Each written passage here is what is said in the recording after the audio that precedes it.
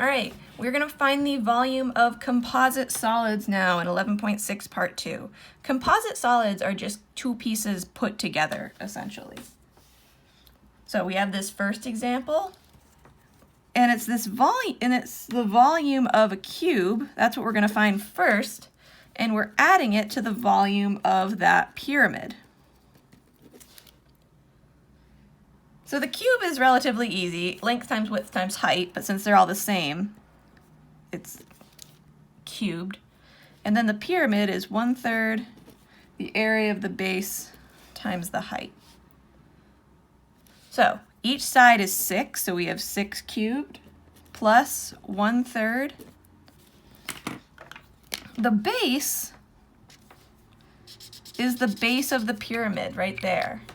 Now the base of the pyramid is actually a square, so it's just the 6 times 6,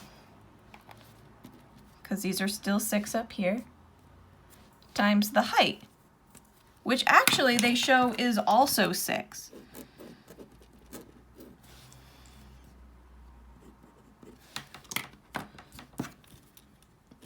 So you might actually notice that this is 6 cubed. This is actually also going to be 1/3 of 6 cubed. So that's going to give us 216 plus 1/3 of 216. So if you do 6 times 6 times 6 divided by 3, you get 72.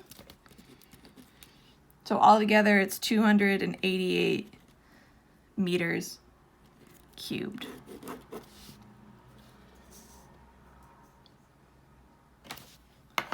This next one, it's the volume of the rectangular prism plus the volume of that pyramid. So rectangular prism is length times width times height. Volume of a pyramid is 1/3 the base times the height. So the rectangular prism is probably the easiest part, 4, 12, and 5. So the length is 12, the width is 5, the height is 4. The order doesn't really matter in a rectangular prism. The base of the here is this. So what we got to keep in mind is we want to do length times width. This is going to be 5. But what's this going to be?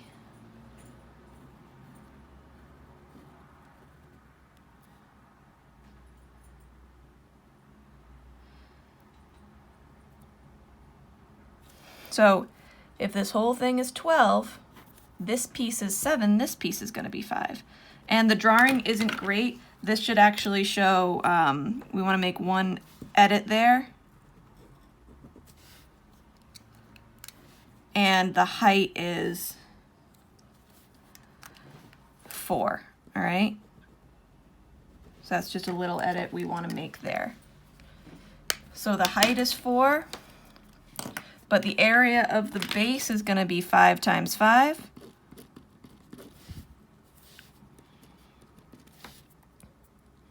So 12 times 5 times 4 gives you 240. 5 times 5 times 4 divided by 3 gives you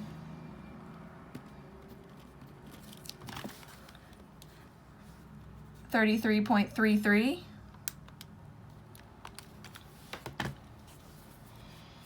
And together that gives you 273.33 feet cubed.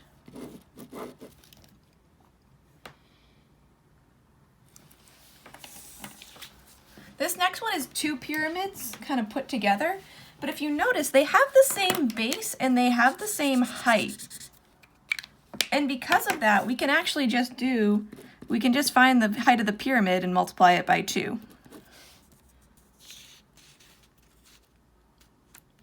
So we have 2 times 1/3 the area of the base times the height.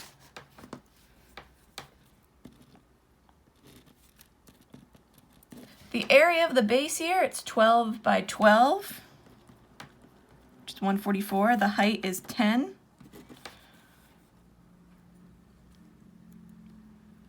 And the way I would do this is I would do 2/3 times 12 times 12 is 144 times 10 is 144 with a 0 on the end. You could put that whole thing in your calculator, you could break it down into smaller pieces, anything is fine. And that gives you exactly 960 centimeters cubed. This right here, we want to find the volume of the rectangular prism. And then we want to find the volume of the triangular prism. That's not a pyramid. It doesn't come to one point. So essentially, I have length times width times height. And remember, a prism is just the base times whatever height you have going. How many kind of stacked on top of them are there? So the rectangular prism, length times width times height, 12 times 6 times 4.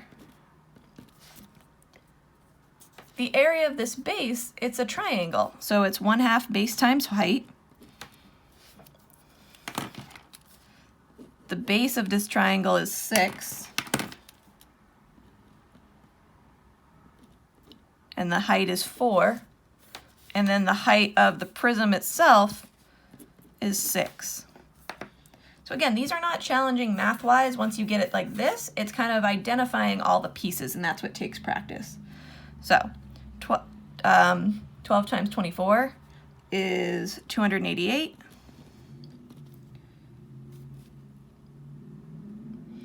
Six times 4 times 6 divided by 2 is 72. So this one is 360 feet cubed. Just 2 more. This one is a little bit different. It's showing that there is a missing piece there. Essentially, what we want to do is we want to find the volume of the rectangular prism.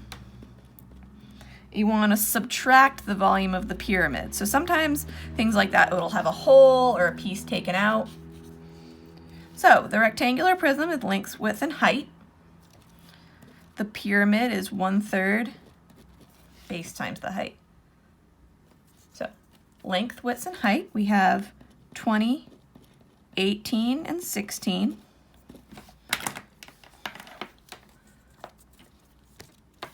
Minus the pyramid is 1/3.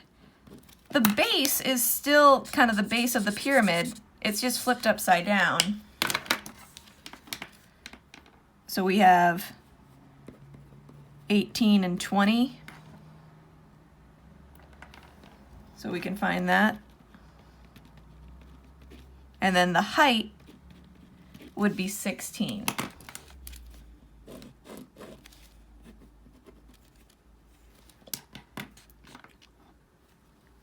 So it gives us 5760. 18 times 20 times 16 is 1/3 of that. 1920. And that gives you 3840. You might have noticed that another way you could do this one is because the prism fits perfectly inside of the prism, essentially it's 2/3 of what the original would be. If a pyramid is 1/3 of the original, if you were to take it out, the rest would be 2/3. If that's the way you want to look at it, that's totally fine. And this last way is this rectangular prism like we've been doing, plus the volume of a half cylinder. We did cylinders last section. So rectangular prism, length, width, and height. Half cylinder, any cylinder is that base circle times the height, but essentially I want half of that. So remember, the base would have been pi r squared. So length, width, and height. So I have 9, 42, and 35 plus 1/2 of Now the radius would just be half of that piece right there. So it would be half of 9. 4.5 squared. And then the height of the prism would be how much there is, and that goes with that 42.